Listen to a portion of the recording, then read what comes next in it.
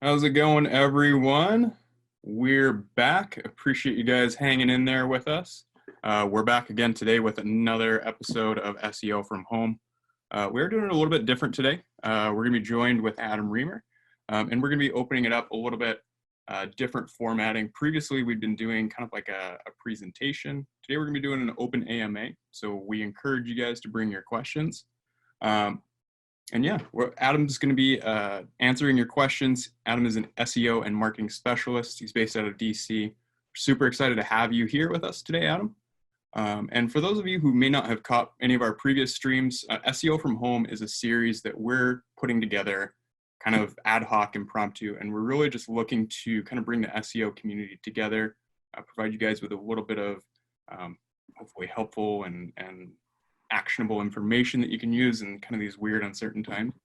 If you missed any of the previous episodes, those are actually up on our website as well. So you can check out our social media and follow those links, or you can go to pageonepower.com and you can watch any of those older episodes. We've got 4 or 5 of them now, so go ahead and check those out.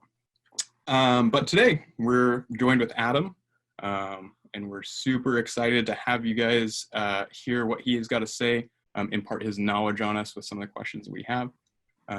And I'll be doing the best to kind of field your questions in today. So just pop those down into the Q&A box at the bottom of your screen, and I'll do your best to make sure that we get to everyone's questions. We're going to be live tweeting today's event. So if you guys do want to participate that way, you can definitely send us a tweet at PageOnePower, or of course you can tag Adam at Rollerblader and use the hashtag SEO from home. Make sure that we see it that way. But without any further ado, I'm going to let Adam introduce himself, and we'll go ahead and get started. Hey, my name's Adam Riemer. I've been doing this digital marketing stuff for a while. And yeah, I'm one of the 4 Ask an SEO contributors for Search Engine Journal. I've won the Affiliate Summit Pinnacle Award twice before the new owners took over. And yeah, I don't know. I'm really bad at talking about myself, so awesome. Scared of what y'all are gonna ask. Well, we're excited to see what kind of questions come in, especially right now. Whereas I think a lot of what's on people's mind is not maybe what was on their mind 3 months ago. So I think a lot of the questions will be probably geared towards that. I did have one question pop in a little bit early here. It says, I read your blog post on making money during COVID-19. As a retail worker who got laid off because of the store closed, do you have any specific tips for me? Is that person here right now or no? Because it would just depend on what type of retail you were in. So like if you worked at a Macy's or you worked at Nordstrom's, specifically one of the higher end like Nordstrom's or Neiman's or Saks, what you could do is you could start a daily fashion matching show. So you could talk about skin tones and complexions, and you could talk about which colors are going to match, what's going to work, how to dress yourself appropriately at home for a work call. And you could give tips and tutorials. And then you can create a private community on Facebook to monetize that. You can also use links like, if you love this type of color and this, if you have this type of skin tone, this type of these types of skin issues like rosacea or acne or something, this will take away. Here's where you can purchase it, and you can use affiliate links that way. You can monetize your group actually a million different ways. You can find sponsors, you can find brands, you can start a podcast and a stream. You can do a lot of different things with that. It's really just going to depend on the type of retail you did. That definitely makes sense. What about someone, let's say it's maybe not a clothing store. Can you provide some examples of maybe some of the other retail workers that might be displaced right now?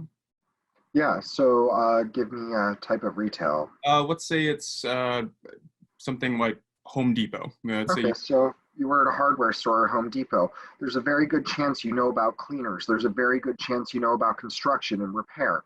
So why not use that? Say, here's things that are going to be breaking. It's spring. So you need to, 1, turn your main water valves on if they were turned off for the winter.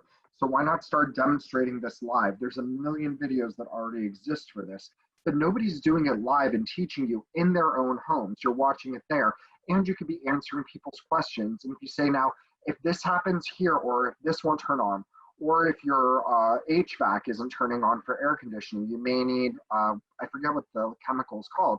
And then you could reference where to buy that and use an affiliate link that way too. You can also start building your audience there by using the skills you learned as a retail employee. If you worked at like a Spencer's Gifts or a Hot Topic or something novelty wise, you could work on creating displays and in-store displays and teaching people how to set up really cool little Instagram backgrounds to take shots and take photos and start building up a channel, because there's a million people that want to pay for that type of thing to do while they're bored. It's like, here's how to create some cool backdrops and backgrounds. And that's what you know as a visual artist, creating displays inside the stores you worked at. For sure. I did see a question pop in here. Sharon was asking, what about travel specifically? Do you have any ideas of, I mean, I think that's probably a really good question, because I imagine the travel industry is hurting pretty bad right now. Travel can mean a million different things. Sharon, do you have a specific?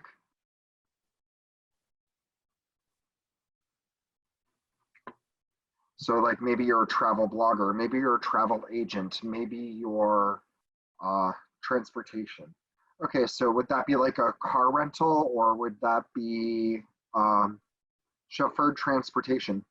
Sure. So one thing you could try to do, so chances are you probably can't be out driving people to a bunch of locations, but if it was a family instead, or the person that rented it, if they're sympathetic, one thing you could offer them is, would you like for the people in your household, we can chauffeur you out to a park or out to somewhere where you can be socially distant and follow the guidelines to not endanger yourselves or others.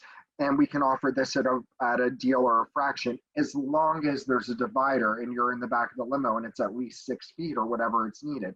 And that way now I'm not a medical professional. I did not read the laws. I don't know where you live, but, well, I know where you live, Sharon. Well, I'm not going to say that because Sharon, I had met her probably 15 years ago at an affiliate summit. Nice. So I recognize the name, but basically those are things you can do, as long as call the health officials first and say, I'm a limo driver, I'm recouping losses. Can I put up the divider so there's 0 interactions? The guests will open and close the doors. And I believe there are guidelines in each city. Here in DC, I think Uber drivers are required to have sanitation wipes and wipe down everything before and after each passenger. So maybe the same would apply to a limo, and you can bring them out for a nice relaxing day, somewhere where they're socially distant and isolated. You can also sit there and reschedule people later on. Say, I know that you scheduled a 4-hour day and that's our minimum. What if you did a 3-hour morning and I gave you a third of the price off instead of 4 hours, and you don't have to tip? And that way, be like, and we'll schedule it. If it was wine tastings, call the winery, say, I know you're going to be hurting. Why don't we do a morning and an afternoon tasting, and I'll bring my guests through twice instead of once. And that way you can recoup a lot of the losses and just double up on those days and lower your minimums. Makes sense. This next question that I had come in actually parlays into that really nicely.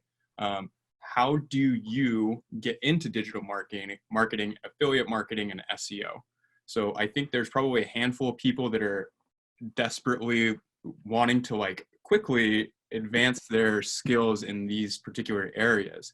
Do you have any suggestions as far as a good route to go, a good path to take? So it takes a long time to get profitable with any of these, unless you already have an engaged audience. Having people that just click like and stuff, that's not an engaged audience. An engaged audience is someone that when you talk about something or when you share something, they take out their wallets. If you don't have that, you need to build up a channel, whether it's YouTube or Twitch or even Snapchat or Instagram or a blog or a forum or a Facebook group. All of them can work, but you've got to build that group. If it's a blog or a YouTube channel, you want to make sure that you have good value-adding content that's optimized for evergreen terms. Evergreen can mean every single month it has traffic and search volume, or it can be seasonal, like you're showing up, we have Easter this weekend, it's Passover now. So maybe there's Easter and Passover traffic and you're selling Seder plates and Easter bunny baskets, or like the Monty Python's Holy Grail bunny costumes or something, It's like, what can you do to start building that up and monetizing it? If you want to risk funds, then you could try ad platforms to bring in relevant traffic. But if you're not familiar with them, you'll likely lose money first. Perfect question that I just got coming in that actually dovetails into that one really nicely. These seem to be going together really nice, which is great. If I have a limited budget, should I invest in SEO or PPC? That's going to depend where your skill sets lie. Like, if SEO isn't going to cost you anything, but you are going to have to spend time learning skills. So basically, I build a lot of websites, but when I first started, I barely knew HTML. I definitely did not know CSS, and I couldn't read or learn JavaScript or JSON LD to save my life. So I had to teach myself those, and that takes time, but there's free courses, so you don't have to have a budget. At the same time, once I started to build a business out of it and then taking on clients, I was able to start affording tools. So like, instead of having to write out JSON LD and schema, I now use Schema app because I'm able to afford it. But that's a luxury that I worked hard to build on to be able to do so I can save time. For PPC, it can definitely work, but you must expect to lose money if you do not have the skill sets ahead of time. You cannot go generic. You have to understand funnels. And if you're working, so if you have your own products you're selling, make sure you're good at building a lightning fast site and you know how to get long tail keywords and how you can get people that are not just in the shopping process, but midway through and towards that decision process. That's where you're going to make more money. If you're going as an affiliate to a merchant, make sure, one, they allow direct linking. Two, they allow you linking to your own website where you have a review of the products. And three, that you actually match the keyword up audience-wise and demographically. Like, someone that searches ain't and y'all's, more than likely Southern, versus someone that says yins, which would be from Pittsburgh, or someone with use guys, which would be New York City. So you want to make sure that the experience is going to match everyone based on the keywords you're bidding on and who the site's designed for. It plays a big difference in your conversion rates. Great point. What are your top... Yins, y'all, and ain't. I don't know what yins is. I haven't heard that one before. It's Pittsburghese. Oh, really? Yeah. They say yins alls instead of you all or y'all. Interesting. That's a new one. Learned something new today. All right, cool. What are your top tips for integrating SEO and paid campaigns? Can you be more specific? There's like, that could go a lot of ways. Like, I use PPC so many different ways for SEO. One, you could test which title tags. So meta descriptions do not impact your rankings as far as I know from all the tests I've run, but they do impact the amount of click-throughs you get. So you can test that with PPC. You can also test your title tag. A title tag does impact rankings, at least in my opinion. Some people will say it doesn't. At the same time, you need to be cautious. If you're optimizing for Google, use Google AdWords. If you're optimizing for Bing, you want to use Microsoft Ad Center. I think it's still called that. Yeah, I still call it that. I still say webmaster tools though instead of search console. So, but yeah, like, it's just going to depend on what you're testing. You can also test if you're looking at conversion rates and you're looking at which keywords to optimize for, and you're stuck. You start with PPC based on the search engine. We did that with Yandex and Baidu. Which one's going to be a better use of our time, since we had a translator in Mandarin and one in Russian. So basically, we look at that, and those are different ways you can incorporate PPC with SEO. If you have two phrases you really want to focus on, you run ads for a few weeks and see which one starts creating a better interaction. You might not get conversions, especially if it's a long time to turn a lead into a sale. You can at least see which one has the lower bounce rate, which one has more time, which one actually scrolls and clicks and engages more with your content, which one does generate more leads. What is the quality of those leads? And those are different ways to incorporate PPC into your SEO. Makes sense. And SEO can also give you long tail. Now you have that through Search Console. You can find it through SEMrush. You can find it through a million different tools. SpyFu, Ahrefs. It took me like 5 years to be able to say Ahrefs. It's so embarrassing. But basically, you can find all of Moz, I think, even has it, where all these like long tail keywords, and then you can send those to the PPC team. Hey, we're getting conversions off these. Make sure you're bidding on them. Makes sense. So Andrew's asking, on that note, what are some of the main differences between optimizing for Google and Bing? Selling your soul. They're becoming a lot more similar as of lately. It's just, I look at it as which phrases are just going to be better. I don't really have much of a difference. I know Bing looks at the way I write differently than Google. So if it's something that, so the way okay, so I don't know if this is actually going to make sense, but I think of Bing as more of a shopping engine and more of a B2B engine, especially for software as a service. It's on a lot of people still use PCs like myself, and we still use Windows systems. And I believe Bing is still the default when you're there. And a Mhm. lot of people, is it still the default, do you know, on Apple for Safari and Siri? I don't believe so. I can't imagine it's the I default. think it was Haven't- searching Bing. It was Bing as a default. If Perna's here, she would know. But basically, like Bing's used in a lot of offices. So if I need to drive SaaS or other types of B2B transactions, I usually focus my wording around that, and I look to see how Bing's crawling and how Bing's indexing it over Google. With Google, I get a lot more users, so I kind of write for like a user versus technical, and just focus it that way. They're both using JSON LD. They both pay attention to sitemaps to an extent. They both do similar things. It's just the way I word and write things and who I'm trying to optimize for. I don't really change my strategies too much for them. And Bing also now has the FAQs showing up in the search results, and as people also search or people also asked. So it's like it's kind of one and the same. It's not like I'm doing too much different. Andrew's asking, when you say writing for users, what specifically do you mean? So can you give me an example, Andrew? Like if it's a medical thing, and it's for doctors versus consumers, you would want to use a lot more jargon and terminology and medical terms versus what we would use. So a doctor might phrase something as acetaminophen and how many milligrams in this, whereas for a consumer, we'd say take 2 Tylenols.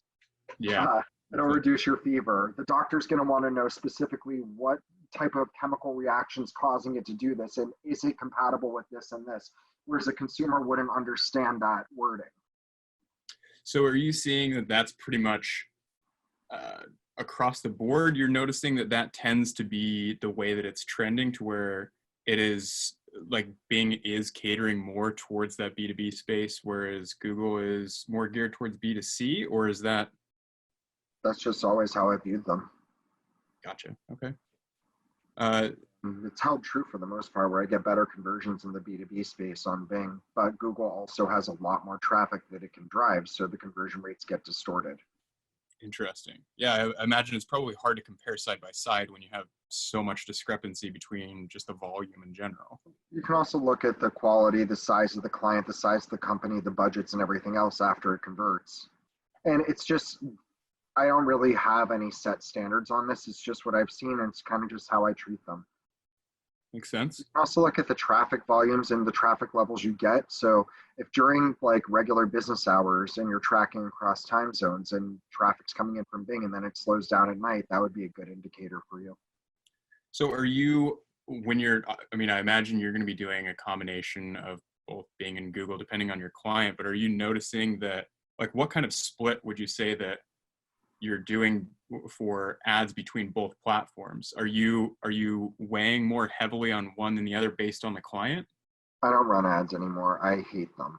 I recommend other agencies to do it. I burned out on PPC years ago. It's very, very rare I'll touch an account at this point. I really, really have to like the client to do that. Okay, fair enough. Yeah, I despise PPC at this point. There's nothing wrong with it. It's great if you like to do it. For me, it's torturous. I do love YouTube ads, but building just Google AdWords, and oh my God, it drives me crazy. Let's see here. Do you have any tips for conducting link building outreach effectively during this crisis? Well, this crisis specifically is more of an opportunity. If you're doing something, there's a million lists about companies doing X, Y, and Z, especially locally. So if you're a local business and you're looking for citations, You can provide some sort of service, some sort of charity to do something. You can also create awareness that way. There's other things you can do. Everyone's talking about how negative everything is. So I have one client, I'm not going to say who it is, so don't ask. And I pitched 12 media outlets. We got 8 pickups. They're all major national. All we did was say, you know, in this industry, I'm just going to say real estate. In the real estate industry, everyone's worried about people not shopping because you can't do an open house, people not doing this, people not doing that. The reality is it actually is open for business. Here's my client, and here's how they're staying open to keep people doing this, keep people doing that, and keep things functioning. Tell a positive story, and you can get a lot of national media coverage, and it's working. Interesting. Each of my clients that we're doing that for. But the trick is you can't spam, you can't send the same stupid email. Customize it, compliment the journalist, compliment the editor on something they wrote, and then compliment another article that's directly relevant to your pitch, because these are major media outlets and they are looking for something good.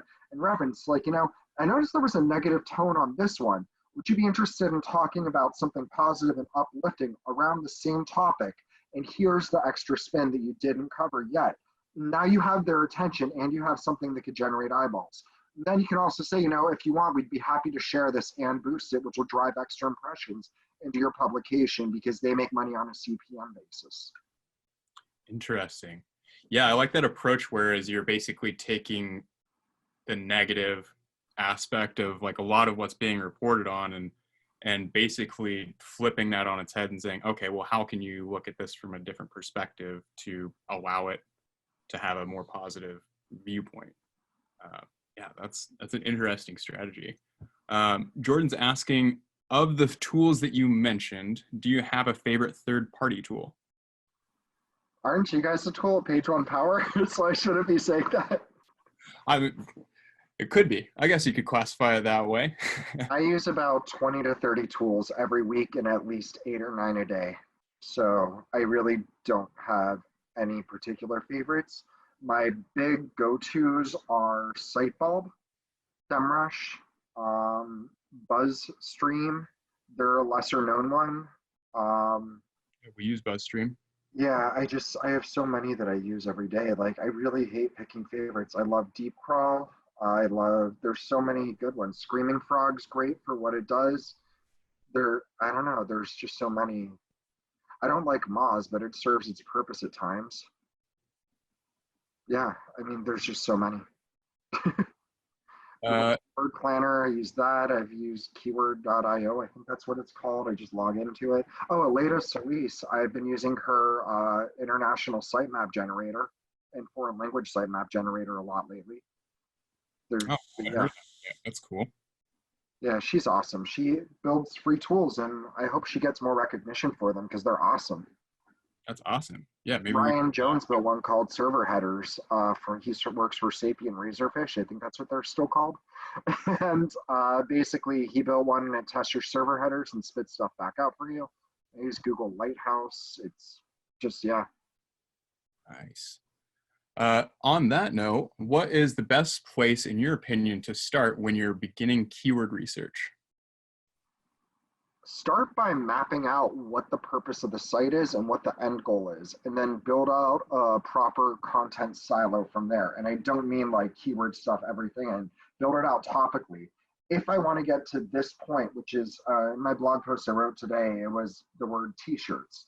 Well, what am I going to have to do? I'm going to have to start building content about the size and the fit and how to determine what the right one is if you're going to shop online. I might also need to know t-shirts that interact or cause skin irritation. I might need to know which type of t-shirt's great for exercise versus which one's great for under a dress shirt.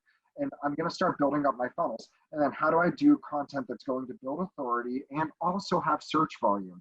It's also going to lead up to that main goal, which is selling a t-shirt online. And so I kind of pick my topics, I line up the keywords that are going to make sense, then I map out my internal links, and I build it up to the very top major keyword. I also use sites like, Schema App's another one. That one I use every freaking day now. I'm obsessed with it. But basically, yeah, that's how I do my content strategies now. I don't necessarily focus on starting with a keyword tool. I focus on what's my end goal, what topics do I have to get there, For topics, Answer the Public's a great tool to find it. They have a paid and a free version. That it's really, really freaking creepy. If you've never been there before, get ready for some creepy ass men on that homepage. It's called Answer the Public. Answer the Public, yeah. Interesting. You type in a topic and it gives you a million different questions and answers to that topic. So you can just find different ideas, different things to write about, and almost all of them have a featured snippet. Oh, that's another tool I use. The Internet Marketing Ninja is Jim Boykin's company. Built one called Featured Snippet Tool. You can find it at featuredsnippettool.com. I use that at least once a week. It's beyond awesome. That's rad. Yeah, I'll have to check. I haven't heard of. The two I don't use as often as I should are Google Analytics and Search Console. I actually abandoned them for a decent portion. Yeah, just because the other tools have become advanced. That's true. I mean, I guess there's so many reporting tools that are so integrated with one another. I mean, there's massive overlap I've found inside of a lot of these tools. So yeah, almost a tool overload in some instances, at least for me. I use Authority Labs every day. That's one of the first things I logged into in the morning. So okay, we had one. Let's see, I just had another one that popped in and my screen closed. Okay.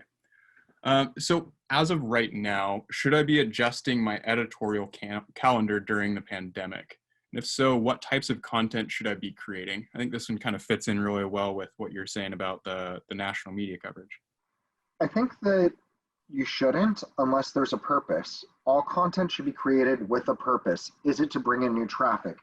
And is that traffic going to be relevant 5 months from now and 1 year from now and maybe 3 years from now? Some things get outdated, products update, new things develop, new systems come out. So content can be evergreen for the lifespan it's supposed to be.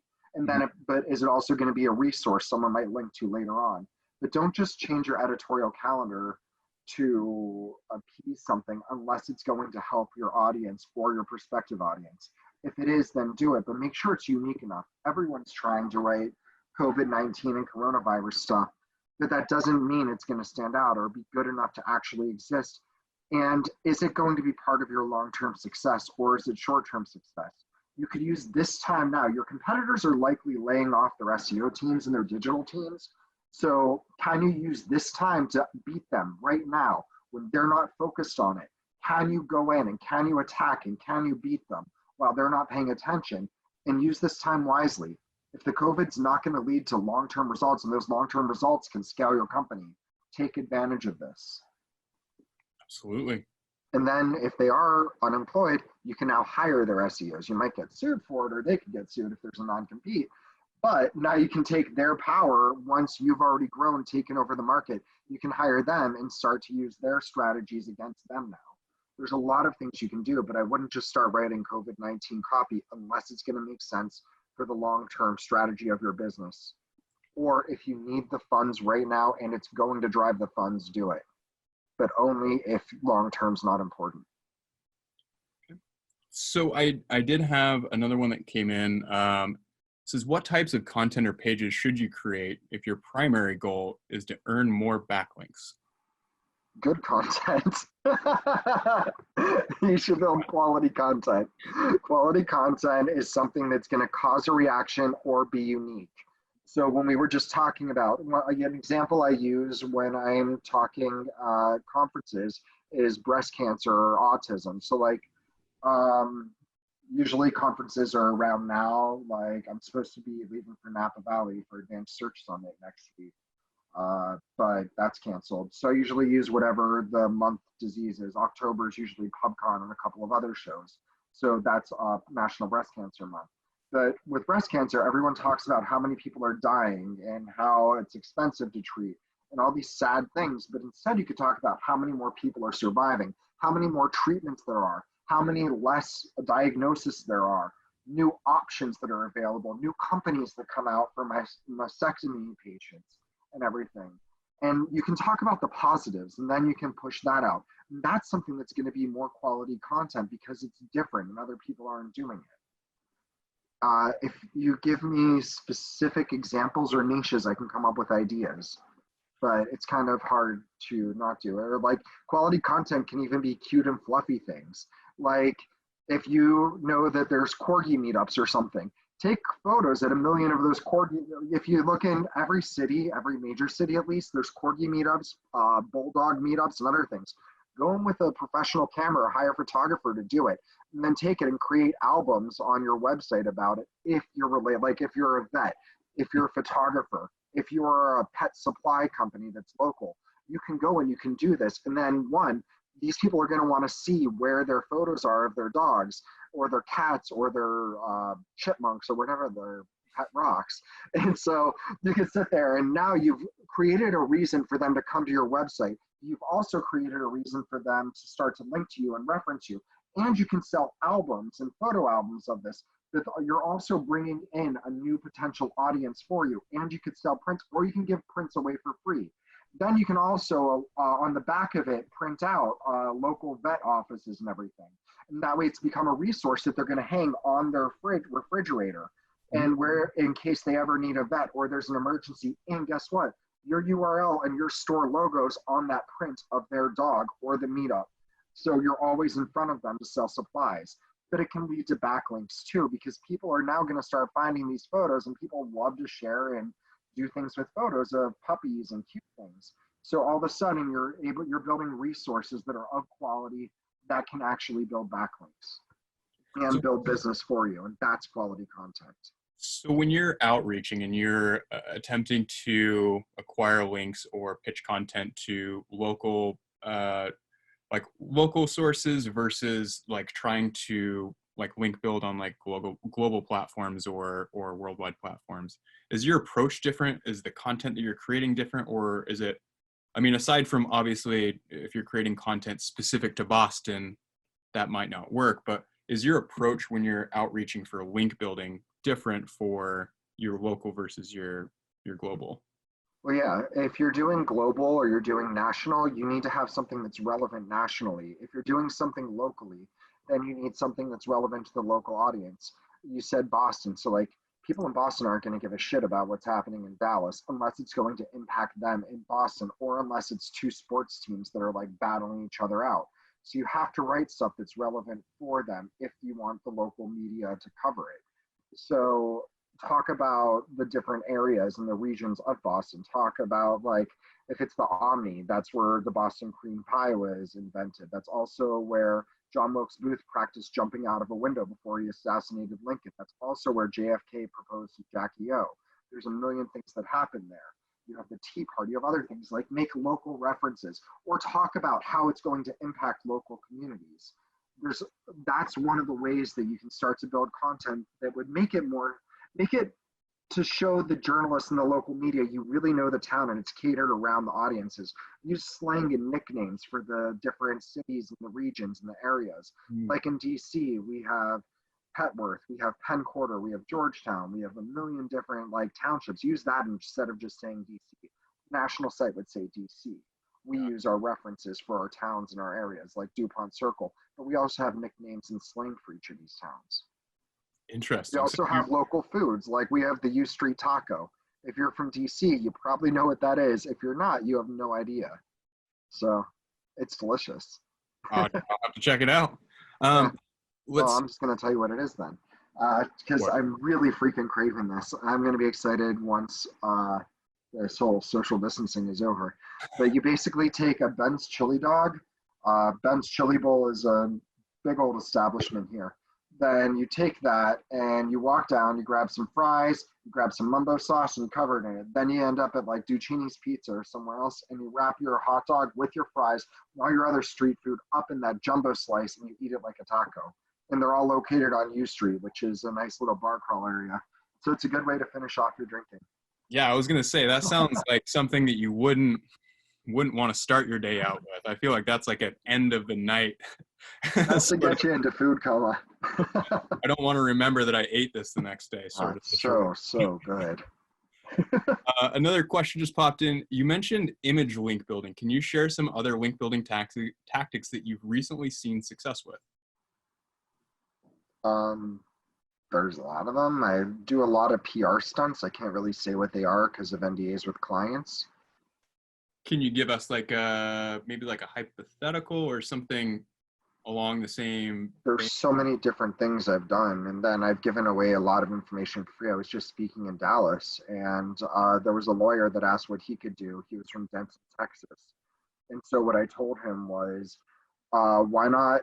I asked him what was in Denton, and he said, we're a college town and we have this. I was like, okay, well, what you can do is set up once a year, do 3 days or like over a weekend, set up you as the lawyer, set up the police, set up the fire, set up paramedics, set up other people, and create an event in the town square where you can go in and you can be a free resource for people and host this on your website and make sure that your website has the event information. And basically, you can answer questions that people couldn't answer for free, like landlord-tenant law. You can answer questions about what is assault, what is not, what are your rights as a student, what are the university's rights. You can also have the police there to ask questions about what's the right time to call you, when should we call, what is abuse of power, what is not. These are different things, and you can engage with the community. And as the resource, everyone's going to be referencing you and asking you questions, and you could get this to build backlinks. I've done a lot of strategies with tattoos and body modification with some of my alternative lifestyle clients, where we encourage the audience to do that. The audience isn't going to be building links. They're going to be building social media buzz. The links come from pissing off all the parents, the moms, the families, and everything else. I love meat, and pissing off PETA results in 1 million backlinks, especially the vegetarian and vegan community. But you can also support that community, and they like to give links for that too. It's really just going to depend on the niche. I showed up to a conference in drag to prove you can build up backlinks once, just for fun, with a sash, and it built backlinks.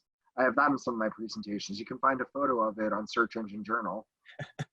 There's so many things you can do. It's really like, if you give me an example, I'm good at coming up with stuff on the fly, but yeah.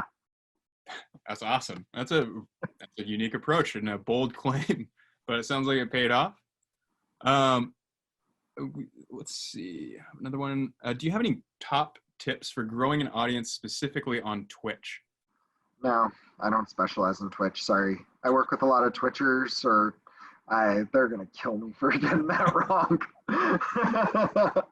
But yeah, it's like, unfortunately, I'm not familiar with that channel. Sorry. No worries. Cool. Can't help you there. So let's see here. I'm just kind of looking through and seeing if we have any other questions kind of popping in here. If you guys do have any other questions, by the way, be sure to pop those in here. We are getting a little bit closer to wrapping this up here. So if you guys do have any more questions, there are a couple more that are set up here. So be sure to get those in the next few minutes here. What is your top metric for measuring the value of a potential link? I don't know if I have one. I guess if I did, is would it drive customers and potential business to my client? So somewhat of an intangible, not like a hard metric that you're looking for. You're not looking at like DA or Well, DA is a fake metric anyways. That's created by Moz and for Moz. People assume it's a Google thing. It is not. Sure. It is, I don't think any of these tools standards, like there's toxicity scores, there's tons of them. They're all just tool terms. They don't actually exist. They're not real things. What you can do is look at the overall health of the site, look at the SEO neighborhood, look at, does the article they'd want to write, does it have, do you honestly believe it would have the ability to rank? Is the way they're referencing you something that would cause a user to want to click and convert on your website? Doesn't matter if it's 1 user a year or 50 users a day. Is it going to be something that's good and beneficial? Because that's what's going to look natural and look good. If it's from a major media outlet, great. If it's from a local blog, perfect. Is it something relevant, and is it on a good, clean site? Interesting. Yeah. So it sounds like, I mean, with that approach, I think, like you said, you're absolutely right. DA is something that's created by a private company, and so therefore they kind of hold the keys to what those metrics truly mean. I think a lot of people use that as at least somewhat of a benchmark to kind of compare to. So your approach, it sounds like, is more just like cutting away with all of whatever those kind of minutia are and just looking at the overall, like, just the big picture of, is this going to long-term benefit me, rather than looking at specific metrics? Yeah, I'm in it for the long run with all of my clients. It's like, let's look at how to build sustainable business that's not going to get tanked. I've never once had to panic during an update or algorithm. There's been times where sites got penalized and it wasn't really fair, but usually it corrects when Google does the rollbacks and things. Hmm. If you use cheap gimmicks and you use fake stats, you're not going to do it. Think about, does this make sense? Would it drive an actual customer? If the answer is yes, go for it. You don't just build copy because there's search volume. Build copy because it's relevant search volume.